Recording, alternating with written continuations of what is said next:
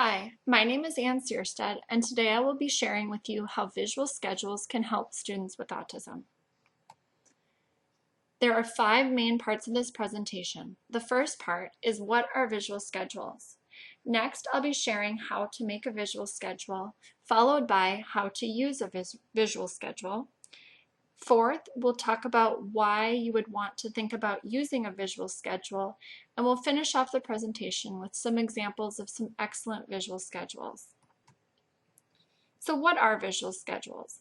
Basically, visual schedules are a great way to provide structure and predictability for individuals with autism spectrum disorders, and I think that you'll also find that they could be beneficial for just about anybody.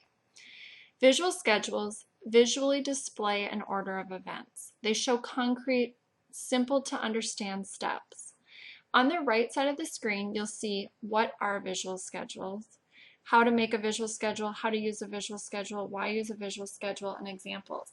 That is simply a visual schedule for this presentation so that you, the viewer, can follow along and know exactly where we are in the presentation.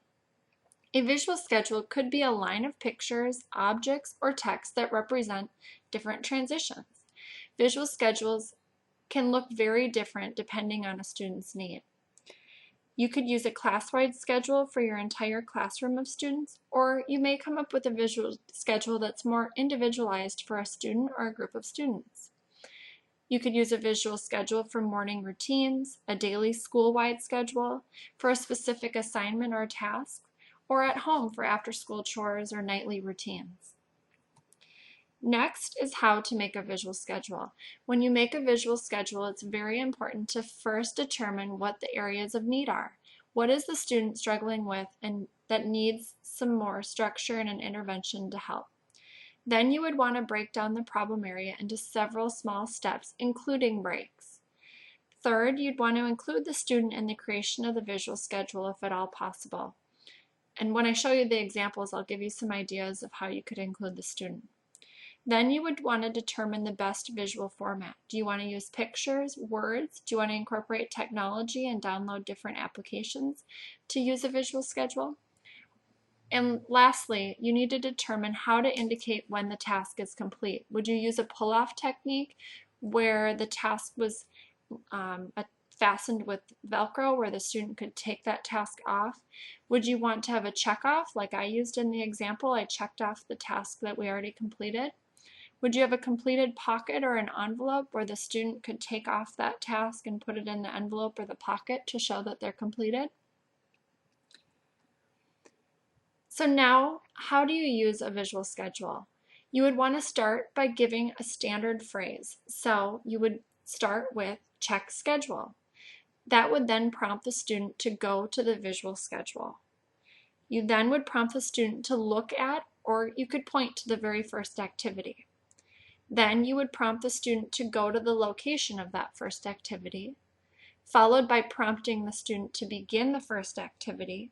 And then once that activity is completed, you'd want to then give the standard phrase once again, check schedule, and repeat the process to the next activity on the visual schedule. So why would you want to use a visual schedule? Visual schedules are evidence-based, meaning that there's been research and study to support them. Visual schedules can help increase independence in students, improve their behaviors, improve their flexibility, so they're more willing to change the routine or the typical pattern. Visual schedules can help with sequential processing. It helps students become familiar with routines and manage their transitions. It also helps a student become more organized. Visual schedules can also help with self-regulation skills. It helps students monitor, recognize, and respond to their own emotions and responses. Visual schedules can also help with generalizing school behaviors to home or school behaviors to the workplace to help get those behaviors across the board. It also helps the student understand expectations.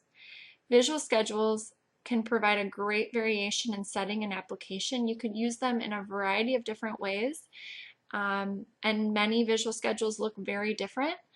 And that's up to the person making the visual schedule and to the student. You can really do with it what you want.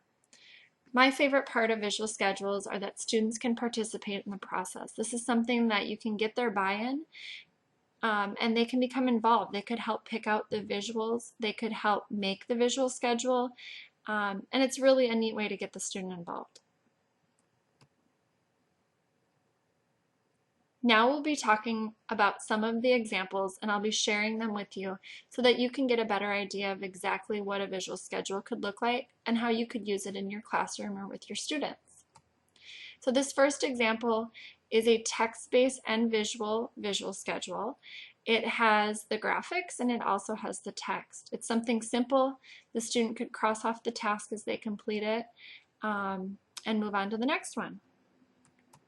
This example is neat because it has a thumbtack with a movable arrow in the middle, and it allows the student or the teacher to move the arrow around the sequence of events to show completion of different tasks. The third example has Velcro strips with little cutouts of different tasks that allows the student to move the task up or down based on when it's completed. It's neat because this really helps with flexibility. As you can see, it's not a set in stone schedule. It can be changed each day, so that's really cool. The fourth example is using technology. This is a visual schedule app that's available on iTunes. It's neat for students that have technology such as an iPad or an iPhone. But parents or teachers could use this. You can set up timers. You can set it up with a calendar so that every Friday's schedule looks exactly the same. You can click on each task as it's completed and it gets deleted off of there so that the student has some satisfaction when they complete the task. And they can be used on a daily basis, weekly, monthly. There's really a lot of options with this one.